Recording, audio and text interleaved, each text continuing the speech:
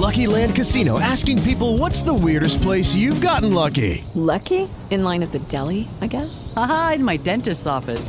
More than once, actually. Do I have to say? Yes, you do. In the car before my kids' PTA meeting. Really? Yes. Excuse me, what's the weirdest place you've gotten lucky? I never win and tell. Well, there you have it. You can get lucky anywhere, playing at LuckyLandSlots.com. Play for free right now. Are you feeling lucky? No purchase necessary. Void where prohibited by law. 18 plus. Terms and conditions apply. See website for details. Hello, Saver. Whether you're saving for that trip to the tropics or saving for an emergency, now is the time to take advantage of Wells Fargo's savings options. Wells Fargo offers savings accounts that can help you save towards your goals. So, what are you saving for? Visit a Wells Fargo branch or wellsfargo.com/save to open a savings account today. Wells Fargo Bank, N.A., member FDIC.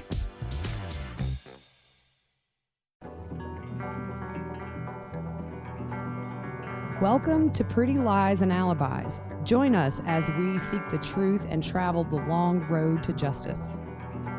Hi, everybody. Welcome to another episode of Pretty Lies and Alibis. I'm Gigi Fruit Loop. What you know?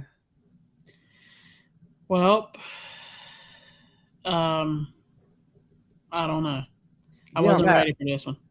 Look, I'm going to tell you, it is slick outside.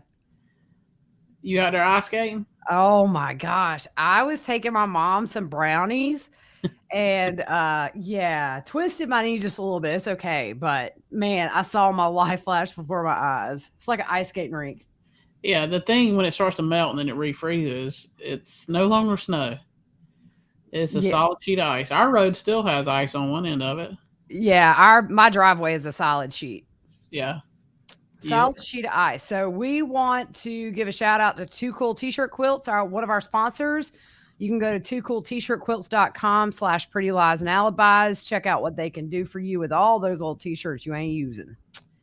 Yep. And we also want to say a big thank you to Roberta in Long Island for the PayPal donation. We want to say get well soon. She's got COVID right now. Oh, get well soon, Roberta. Thank you. Yeah, that's no fun. And a big happy birthday to Kay Woodcock, which is JJ's grandma and Charles's sister. Woo, woo, woo. It's her birthday. I'm going to have a brownie later in her honor. There you go. I done made some brownies waiting on me. Eat some cake, Kay. Yeah, there you go.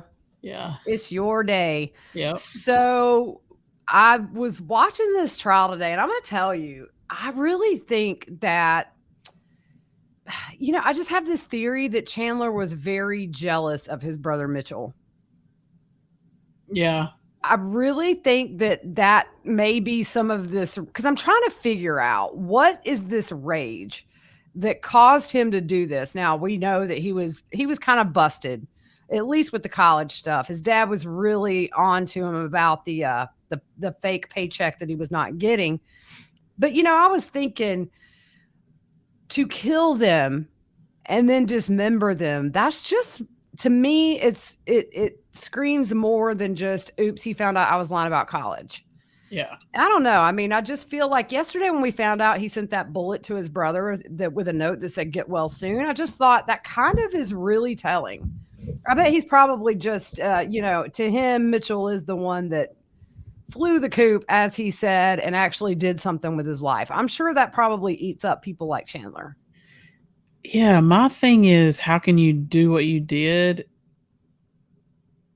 One, I mean, you cover it up. You try to anyways, which we know you did a horrible job. Oh, man. But mentally, where are you at in your mind where you can do that?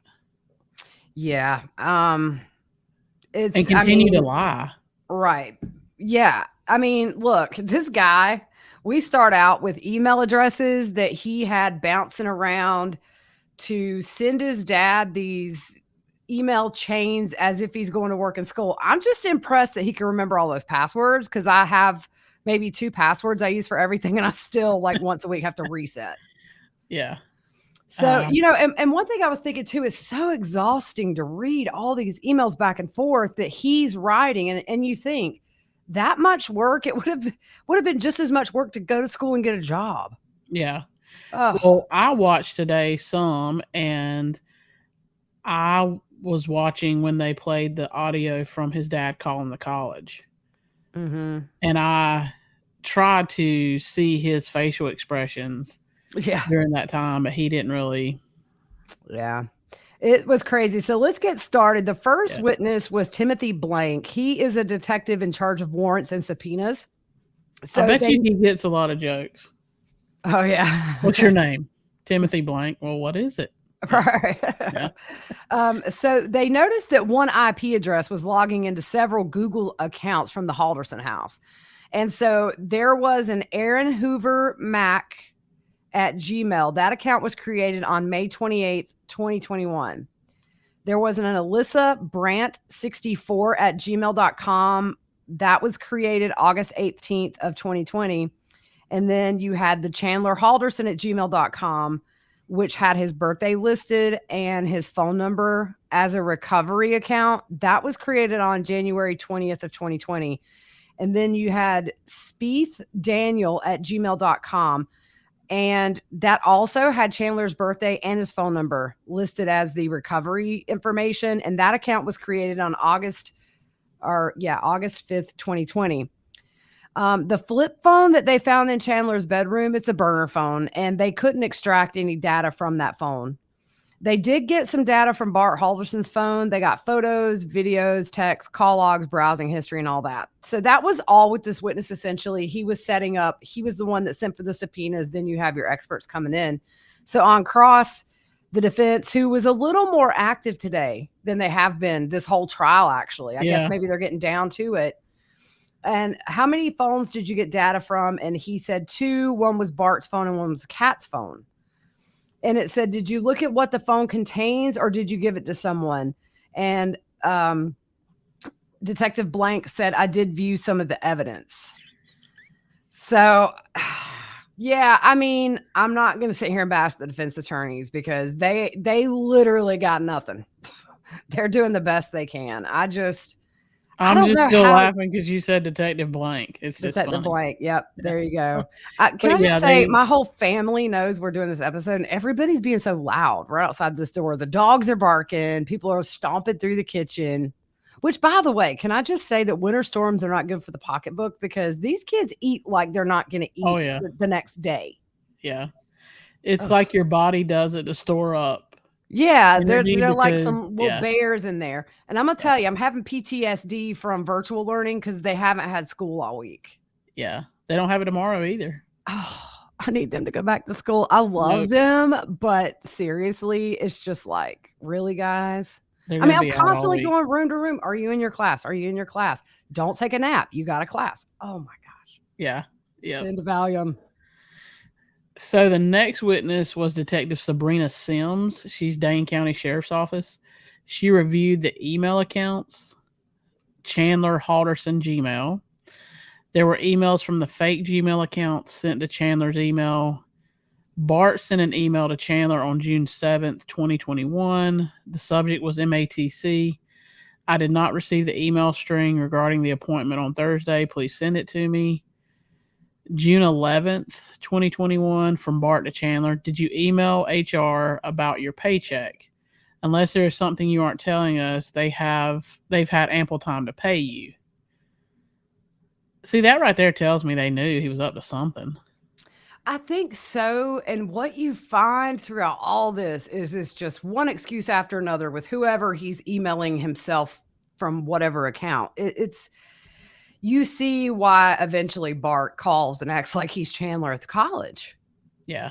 Yeah.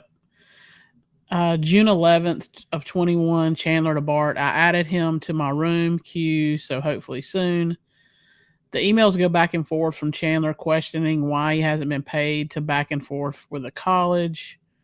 Lots of excuses, short-staffed, appointment changes, and this went on for months. It would be so tiring. I would get confused and email as if I'm somebody else. I mean, at one point he misspells the girl's name, this fake girl he made up.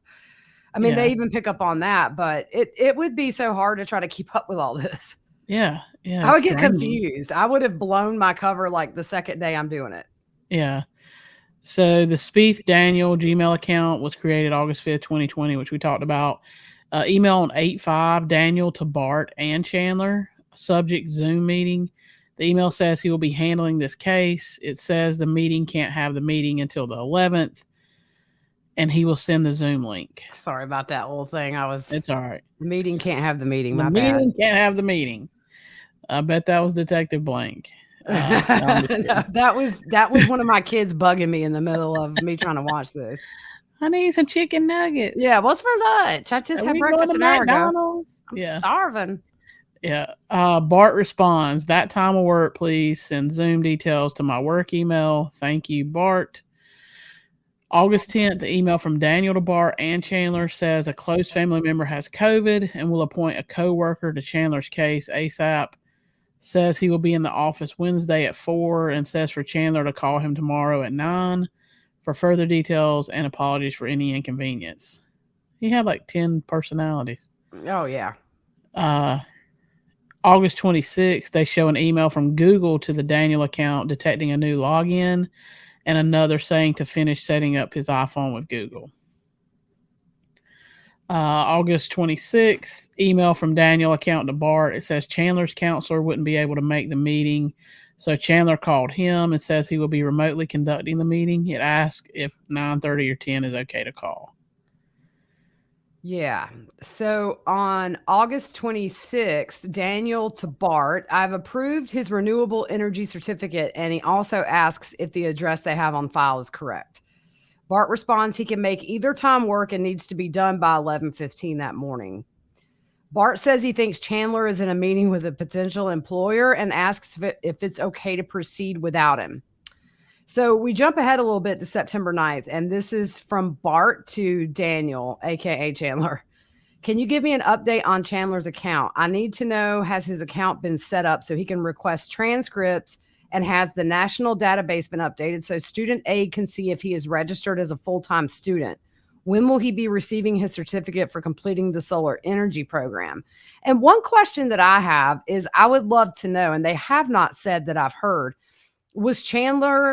were Bart and Krista paying for this college? And where was that money going? Was Chandler pocketing this money? I mean, Good question. Because they obviously weren't paying. Well, he did go to school for a year, and we'll get to that. So maybe they thought the student loans that were coming in were for everything. I don't know, but there's just so many things we don't know that they haven't talked about. I wish they would, because I'm nosy. So yeah. Bart says he thinks Chandler is in a meeting. Oh, no, I didn't say that. October 23rd, Bart to Daniel. He asks about an update on when Chandler's new account is active, if he's registered in the IT program, and if he's able to sign up for spring classes. He needs transcripts generated and picked up. Solar certificate has been signed and sent to the database, updated for financial aid. So on August, we jumped. I'm sorry, August 18th, Alyssa Brandt account created. So the same day, Chandler emails the account asking if she sent an email to Bart and if she could do so as soon as possible. There was a reply from Alyssa. She says she's waiting on 2 advisors to send the time they're available. And she said, oops, I had the wrong email for Bart. So August 19th, Bart to Alyssa says he hasn't gotten dates and times yet, and this is causing issues with financial aid and insurance, and also giving me other concerns. He said they've been trying to resolve this for countless months. So the response from Alyssa, who is Chandler, says there's a shortage of advisors, and the earliest they could do this is the 26th. It says emails have been sent and not returned to 2 advisors, and it says Chandler made a point to have the meeting this week. So what? I was going to say, red flag. When you have an email from a college admissions person, it's not going to be a Gmail account. No. And they brought a witness today, essentially, for just that was one of the questions that was asked. So Bart responds, thanks for the update. And he says he's blocked off the 26th for the meeting, but he would like to have it sooner. He says he and Krista are both off on Friday and can meet in person if it would help resolve this quicker. You want to finish that out? So August 25th, the Alyssa account to Bart says, no update for the call tomorrow, and I haven't received dial-in information. It says if this is an in-person meeting, she needs to know when they're meeting and who they'll be talking with. So June 10th of 2021, we're jumping ahead, 10 months. Bart emails the Alyssa account. This is unacceptable. We've been dealing with this issue for over a year. It's been costing us money. The longer delays have continued. I'm not sure of the professionalism of the advisors, but it sure seems they will take off at the drop of a hat and mess up the whole schedule. Chandler and I have rearranged our schedules to meet with an advisor today, and I expect you will find a way to make that happen. Like I noticed on the call, Bart was, and it's understandable because he's been drugged through all this, which he thought was real. Yeah. But he was frustrated. Irritated. Yeah. As anybody would be. I mean, for all he knows, the college has been jerking him around for a year, and they just can't literally get a transcript for a year. Yeah. And he says, I keep sending, paying $8 for the online, and I'm not getting anywhere. Right. Yep. So the next witness was Lori Snap. She's an employee relations manager with American Family Insurance. Chandler never worked for American Family Insurance. Tom Selznick was not employed there. They don't use Proton emails. There are at amfam.com. Employees are paid bi-weekly, and here there was no cross. Yeah. If the people they had to call in to say, no, he didn't work here. Yeah. No, you know what I mean? It's crazy. Yeah. So again, we see witness Brian Shunk, which he's the lead detective. He's been called back several times. The shoes found in the Halderson home with blood on them that were found with impressions on the tarp were 10.5s, the same size Chandler was wearing when arrested. The barn tarp was older. It had sawdust on it. And I think we put up a picture of that today, right? Or it may have been yesterday. It was a table. I put a picture of Bart actually doing woodworking on one of the tarps. Yeah. And because it was just eerie. You know, it's just one of those things, you see it and you think eventually his torso will be wrapped in this. It's just crazy. So that barn tarp was older. It had sawdust on it. They did not find the Ralph Lauren shoes. Bart was seen in a photo of Krista's where Bart is making a table on top of the tarp. Bart was wearing Asics brand shoes. That's what we just talked about.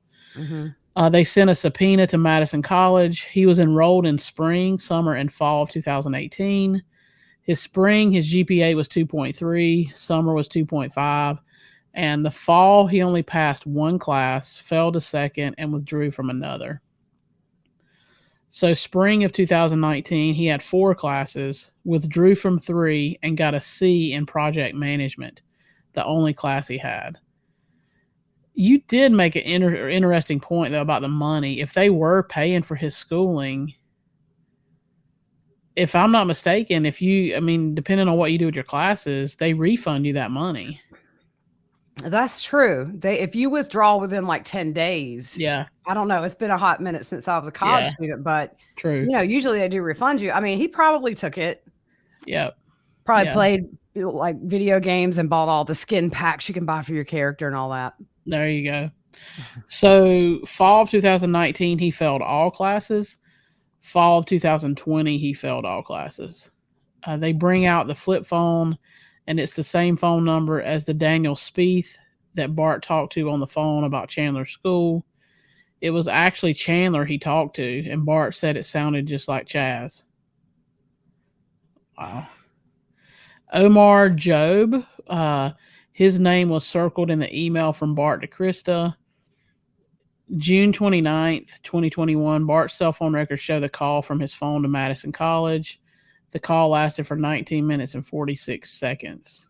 I really do think that right there is what kicked off these murders.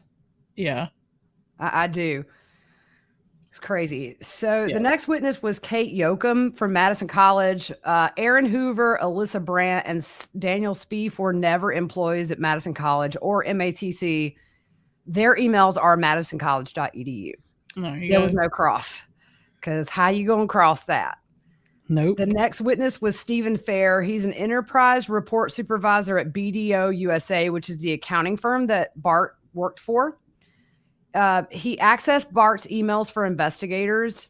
And on his work calendar on July 1st, he had the meeting at 3:00. In his work calendar, it says Chaz MATC. So on cross-exam, it says you provided Bart's login. On that spreadsheet, could you say what was provided? And he said a record of when the laptop was locked or unlocked. And that's done with a password, as you know. Then the defense asked, do you know how many login attempts you had? And he said no. The defense asked, do you require them to shut it down regularly? When is Bart's last logout? The last logout, interestingly enough, was July 1st at 8:07 p.m. That's after the murders. And that required a password. And he said, no, you just log off. After 20 minutes, it will log off by itself unless you have a video playing. If you have something playing that's streaming, it prevents an auto log. Now it's time to feature our paid sponsor for this week, BetterHelp. That's BetterHelp, H-E-L-P. They're there to do just that, help. Are you battling with something in your life that is interfering with your happiness? BetterHelp is there for you. If you're looking for a safe, reliable, and healthy environment to share and work through your struggles, BetterHelp can help you. With BetterHelp, you're able to meet with a licensed professional therapist weekly via video or phone call. You can send a message to your counselor anytime and know that you will get timely and thoughtful responses back. This is a worldwide service that is affordable, convenient, and completely secure and confidential. BetterHelp's licensed professionals are specialized in depression, stress, anger, family conflicts, anxiety, relationships, even sleep, and so much more. We visited the BetterHelp website and it is laid out perfectly. It's very easy and stress-free to navigate. On the homepage, it asks what type of therapy you're looking for, and it lists for individual, for couples, or for teens. BetterHelp truly wants to help individuals and families work towards a healthier and happier life. And that's what the Pretty Lies and Alibis team wants for you. We want you to start living a happier life today. As a listener, you'll get 10% off your first month by visiting our sponsor, BetterHelp, at betterhelp.com/whattheworld. Join over 1 million people who have taken charge of their mental health. Again, that's BetterHelp, HELP.com/whattheworld. Thank you. This ad has been brought to you by BetterHelp. The last login with a password was July 1st at 4:13 p.m. Eastern. So it kind of makes sense that maybe right before the murder, because actually 3 to 5 is when they think the murders took place. So I think Bart was already dead at this point. Mm-hmm. If you remember, Bart had all of his passwords written down. Yep. Right there at his computer. So who knows? I bet Chandler was in there for something. Yeah. There was on redirect, the prosecutor asked, is there any way to tell who logged in at 4:13? And he said no. Do you know who might have had access to Bart's passwords? Of course, he said no. It says, we've shown documents in this case showing that Bart was loose with his passwords. He had them written down, and he said yes. So on recross, could you log in with those passwords? And he said no. So I guess what they were saying is you have to have a specific password. So the next witness was Omar Job. He is the enrollment coordinator at Madison College. And on June 29th of 2021, he had the call with Bart, who was pretending to be Chandler to try to get some answers. Yep. So they play the call. And Bart says he's trying to get an appointment with someone mainly to get his transcript, a printed copy of a certificate that was earned, and other degree verification. And he asks, how does he get that done? So, okay, here's where I was watching, and I'm gonna throw this out there. If I hear my dad's voice, I'm gonna be emotional. Yeah, I know. Yeah. You know what I mean? Like you would think. Right. And he showed no emotion whatsoever. He hasn't showed any emotion this whole time. He sits there and writes frequently. Today was actually one of the first days I've seen him interact with his defense attorney. He really has holds just his sat there. pen weird too. He does. Yeah, I don't know. It looks weird. Yeah. And we normally don't judge how people hold their pens, but No, but it did look Chandler's off limit. I mean, there's no limits with that little freak. weird. Yeah. So, Fruit Loop, do you want to read Omar's part so that way it's So Omar, for the degree you download the duplicate diploma form and send in a check or money order for $4, and it will be mailed to you. For the transcript, you have to go online to request it. And this is where Bart says he's tried multiple times online and they never got him. He don't know how much money. So he's not willing to do that again. And I don't blame him. He's frustrated. And you can hear it in his voice, what we were saying. Omar says, what does it say? And Bart says, it's not my system. It's your system. So don't ask me questions like that. You meant for me to read Omar and you to read Bart. Oh, yeah. I was just letting you go as long as it took for you to realize what I was saying. Yeah, it just when I was like, oh, wait, no, you want me to. Yeah. You like little Energizer Bunny tonight. Yeah. Hey, people like my Peter Brady impersonation too. Oh, do they really? I haven't got to read comments today. Yeah, I read some comments. That was That's funny. funny. So Omar, you can go to the main campus. They can do it for you. So Bart says, if you've earned a certificate in the solar program, who do I talk to? And Omar says, I don't see that you earned a certificate. You were taking IT courses, but I don't see that you were in the program. And then here they're trying to find Chandler's account with no luck. Omar says, I don't see a class or an account. Normally it should bring it up. It should bring up all the names, but it doesn't. So Bart asks, how far back does his account go, the first class date? And Omar says spring of 2018. I don't see you were admitted in any program. Oh, yeah. Sorry, I was looking down at my So Bart says, does the internship from the spring show up in there? You skip a little bit, it's fine. Oh, did I? Yeah, it's all right. Omar says what year? Bart says 2021 this year. Omar says no, Bart. No, Bart says, does it normally show up in there? And Omar says yes. So Bart says, do you have an Alyssa Brandt that works there on that campus? And you can hear him typing. He's trying to look. He says no. Oh, yep. Sorry. We're just butchering this. Like I'm Omar. Sometimes you're Bart. What I say. We are not in theater, guys. No. So Omar says no. And Bart says, does that check everyone on campus? Here, he's starting to realize my son's a pathological liar. Right. Yeah. Omar says that would check anyone on campus. And then Bart asks, does Daniel work there? Omar says nope. And Bart says, okay, that should do it then. Thanks for your help. And then there was no cross on that either. Shocking. So, yeah, I mean, so this is 2 days before the murder. And clearly, I'm sure when Krista got home that night from work, he said, we've been taken for a ride. And then I'm sure when they figure this out, it starts to make a lot more sense with that insurance job. What we don't know is the interactions between this and July 1st that wasn't electronically stored. Yeah. I bet it was explosive. Yeah. So we're back to Brian Shunk. He kind of comes in and out. June 29th, 2021, the same day he calls Omar, there was a message sent from Bart to Chandler, and it said, I spoke to Omar Job. The web history of Bart's is the same. It shows the same day he Googled Madison College, and he also Googles the contacts at Madison College.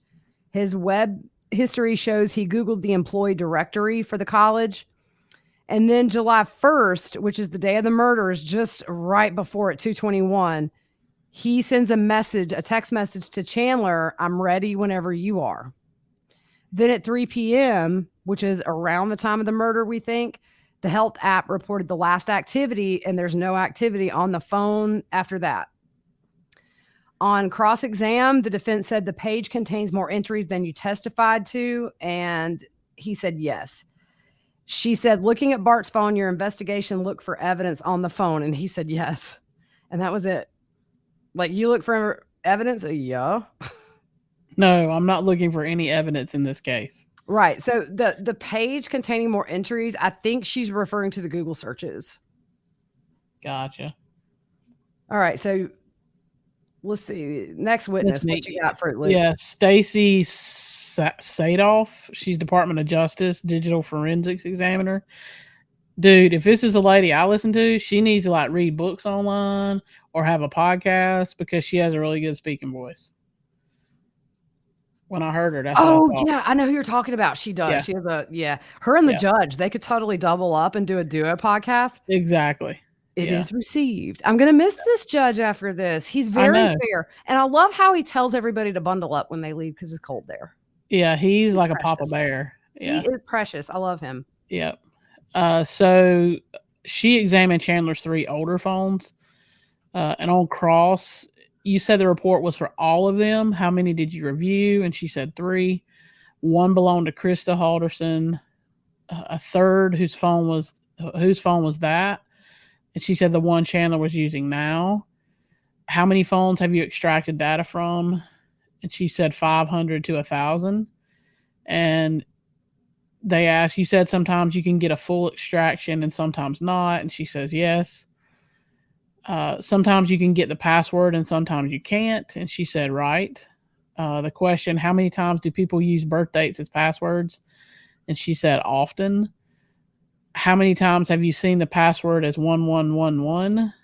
And she gave a 15%.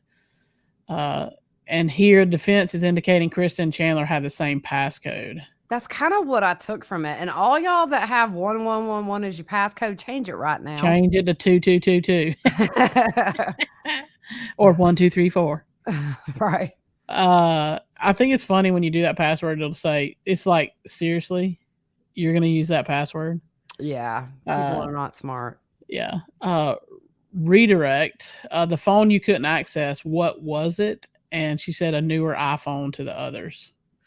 So I'm not sure what happened here, but the judge called a recess because somebody in the trial that was watching the trial inside the courtroom was moving around a lot and they were disrupting things. So they removed them and there was like yelling in the hallway, and apparently they interacted with somebody who hasn't testified yet, is kind of what I gathered. Don't take me on that like 100%, but it was really weird. But they came back.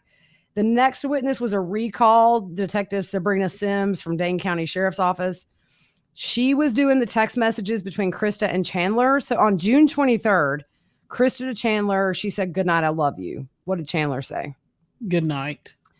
June 24th, Chandler to Krista, the HR rep and me having to attend a board meeting online in the afternoon. Our meeting will be around lunch. I do not have to leave. And then Krista says to Chandler, "Have your dad coach you and having the wings to help you. Please let him support you or I will come home so I can." And Chandler to Krista says, "Sounds good. Waiting in my room for him now." Krista says to Chandler, "Would you like for me to come home?" Chandler says to Krista, "I'm all set. I got a list of things from Dad and a bunch of tips." Krista says to Chandler, "If you need to pick up your check, I can come home. And so you just need to ask any news." Chandler to Krista, "I don't need to go anywhere because I have a board meeting until the end of the day." He was having a board meeting on PS4 online playing his game. Yeah, I think he was having a BORED meeting. Right. He was bored at home. So Yeah. Krista texted Chandler, "Did it get solved?" Chandler to Krista, "Pretty much just need some approvals and signatures." So we jump ahead to June 28th. Krista texts Chandler, "Were you able to make an appointment with MATC?" Chandler to Krista, "No, there's a line I might be able to skip, so I'm exploring that option." So we're going ahead to June 30th, just a couple of days before the murders. Krista to Chandler, "Thank you for waving. You made my day." Chandler replies, "No problem." Krista responds, "Love you lots." And Krista says to come see us when you're done. Chandler says, "Okay." So it's so hard to read these because you can tell that she is literally just looking out for him and trying to give him little tips to make this fake scenario that he's created go well. Yeah. So July 1st, the day of the murders, Krista texts Chandler, "Hope things are going well, thinking about you." And Chandler responds at 2:34, "Going well, thanks." And Krista just puts a little smiley face. Then at 3:19 p.m., Chandler texts Krista, "Dad's phone died. Text her, call me, and get soda on your way home. I have an extra hour of work." Now, at this point, prosecutors think that he has just killed Bart. So, because they said between 3 and 5, we know Krista gets home right at 5. You can see it on the neighbor's ring cam, and then she never comes out of the house. So Krista responds, "K, I can," with a little smiley face. There's obviously no activity on her phone until July 4th. Chandler to Krista, hoping this goes through. I bet there's a lot of people up there, making it hard to message. And he texts himself from her phone, "Made it safely, can't get anything through, and yes, it's packed, going to White Lake Parade, and we'll be home Monday, Tuesday early, love you lots." There was a cross exam. The text was extracted from Krista's phone. Is it safe to assume you looked at all of Krista's texts, not just the ones between Chandler and Krista? And she was very quick to say, "Yes, we did." So, yeah. So the next witness, Courtney Ripp from Department of Justice, criminal analyst. She has a report of notes found on Chandler's phone from February 1st, 2018 to July 5th, 2021. August 6, 2019, dad debit 0730. October 12th, jobs needed, GPA, transcripts, college recourses. November 23rd of 2020, Daniel letterhead with GPA on PDF. July 1st, 2021, 5:11 p.m., weekend chores. H2O2, lemon, door handles, move your crap upstairs, get a job, clean floor. She also looked at Google records from Chandler's account from July 1st through the 8th, the day of the murder up until his arrest. July 1st, YouTube searches, no searches. You going to pick up there? yeah. So July 7th, they just go through this stuff that he's doing. He did some map searches for directions to places. White Lake Police, homepage for White Lake, Wisconsin. BDO, Madison CPA firm, which is where his dad worked. Sawyer Lake, Wolf River, Wisconsin. He looked at some of these locations on maps. He Googled a VW repair shop, and that address was actually put into maps. There were a lot of activities. He looked up 4200 police code, radio codes, and AICPA. I'm not sure what that means. So on the day of the arrest, July 8th, body found Wisconsin. Woman's body found Wisconsin. Wisconsin dismembered body found. State versus Peter Capuzza. Dead body found in Wisconsin. Body found in Milwaukee River, Wisconsin. There were some news articles where he clicked on a link that said, we don't have the whole headline, but it's Bart and Krista, Madison area couple seen last week may have headed to, and then it cuts off. Update, Dane County authorities need help searching for, and there's ... There were various map searches. He was also looking at YouTube videos for his video game. On the state versus the Capuzza, that's a case, we talked about it in an earlier episode, where a man was accused of murdering and dismembering a female relative, and he put the remains in the Wisconsin River.